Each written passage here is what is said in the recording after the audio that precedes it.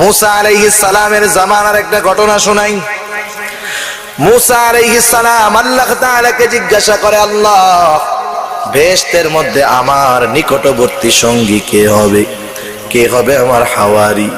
আল্লাহর নবী মুসা আলাইহিস সালামের প্রশ্নের জবাবে আল্লাহ বলেন, একজন কসাই। মুসা আলাইহিস সালাম চিন্তা করলেন, হায় রে, আবার কেমন স্পেশাল কসাই, একটু দেখার দরকার। মুসা আলাইহিস সালাম আল্লাহর কাছে বলল, আল্লাহ, আমি ওই কসাইটাকে একটু দেখতে চাই।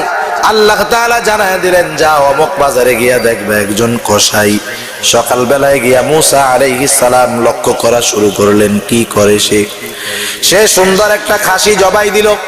জবাই দেওয়ার পর চামড়া সিলে সবচাইতে ভালো গোশতর টুকরাটাকে আলাদা করে রাখলো, বাকিগুলা বিক্রয় করলো। বিক্রয় শেষ, এইবার যেই গোশতের টুকরা আলাদা রাখছে ওইটাকে একটা পুটলার মধ্যে বাঁধা বাড়ির দিকে রওনা হয়ে গেল। মুসা আলাইহিস সালাম তার পেছনে পেছনে যাওয়া শুরু করলেন। কসাইকে যায় বলতেছে, ও কসাই, আমি তো পথ হারায় ফেলছি, আমি একজন মুসাফির, তোমাকে কি আজকে রাতটা তোমার বাড়িতে আমাকে থাকতে দিবা নাকি? কসাই বলে, জি, আসেন। এবার মুসা আলাইহিস সালাম তার বাড়িতে যাওয়ার পর কসাই তারে কাছারি ঘরে আলাদা আরেক ঘরে বসায়